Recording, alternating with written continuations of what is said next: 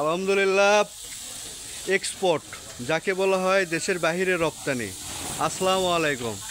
ওই তো মহাজন সাহেবের ওখানে টেবিলে বসে আছে। মহাজন আছে। হ্যাঁ জান। আপনারা তো শুরু করলেন আবার, হ্যাঁ জি। এত দীর্ঘ সময় নিলেন কেন? ও কিছু মালটা জাম ছিল। জাম ছিল না? ঈদের আগে মাল যাওয়ার জাম ছিল।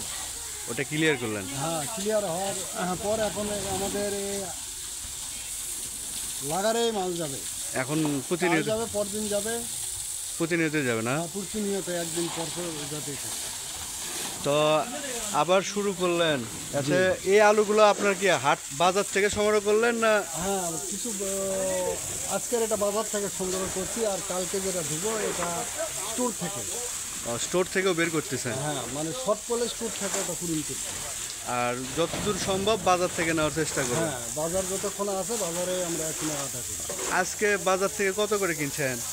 আজকে বাজারটায় কিনছি 450 শুরু করে 70 টাকা পর্যন্ত। 70 পর্যন্ত। আর কোল্ড স্টোরে আপনার এটা বাজার কত পড়তেছে, রেট কত পড়তেছে? কোল্ড স্টোর মানে বেচা কেনা এখন হচ্ছে যেটা বাকি সাপ্লাই এটা 1200 টাকা। 1200 টাকা। আপনারা আর স্টিক 1000 10 20।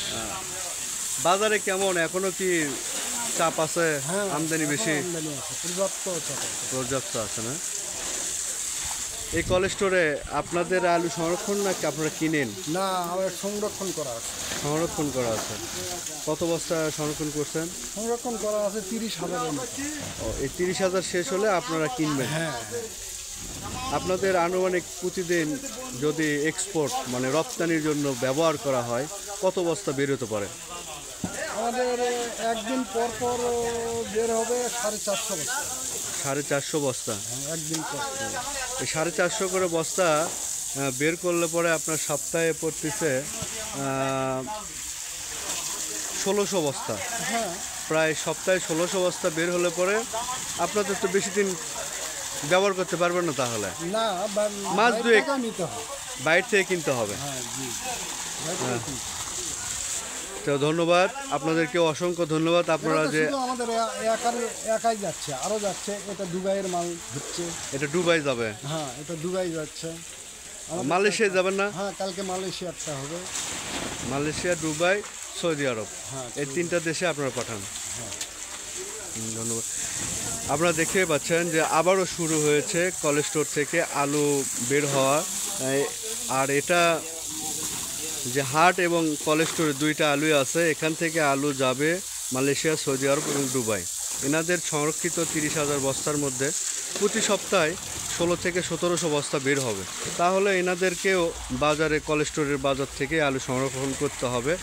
আর এই কোল্ড স্টোরে 2,40,000 বস্তা ধারণ ক্ষমতা। এখানে 2 লক্ষ প্রায় প্লাস 2 লক্ষর প্লাস আলু সংরক্ষণ করা আছে এই কোল্ড স্টোরে, আপাকো কোল্ড স্টোরে। এখান থেকে আলু বের হতে শুরু করেছে আজ থেকে 4 দিন যাবৎ। তো কৃষক ভাইয়েরা, আপনারা বাজারের আলুটা দ্রুত শেষ করার চেষ্টা করুন। কোল্ড স্টোরে যেহেতু আলু রাখছেন, অবশ্যই একটা সাইড ছেড়ে দিয়ে আরেকটা সাইড নিতে হবে। এখানে এই শেড থেকেই এই আলুগুলো আগামীকাল যাবে, তাই না? হ্যাঁ, আগামীকাল এখান থেকে যাবে এক্সপোর্ট হয়ে। এক্সপোর্ট যাকে বলা হয় রপ্তানি দেশের বাইরে।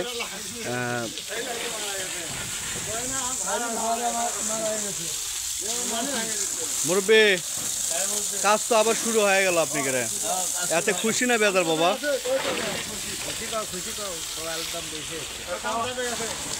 কর্মযোগ্যতার কারণে অনেকেই খুশি।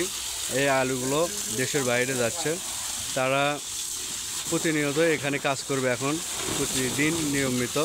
কারণ একটা শেড যাবে আর একটা শেডে আলু তৈরি হবে। এইভাবে কাজ চলতে থাকবে আগামী 4 মাস থেকে 5 মাসের মতো।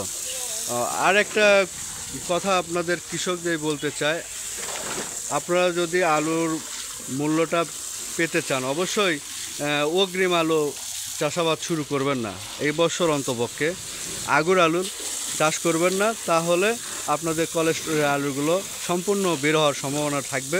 কারণ অগ্রিম আলু, নতুন আলু চাষ করার চেষ্টা করলে এই আলুগুলো আপনার ধরা খাওয়ার সম্ভাবনা থাকে।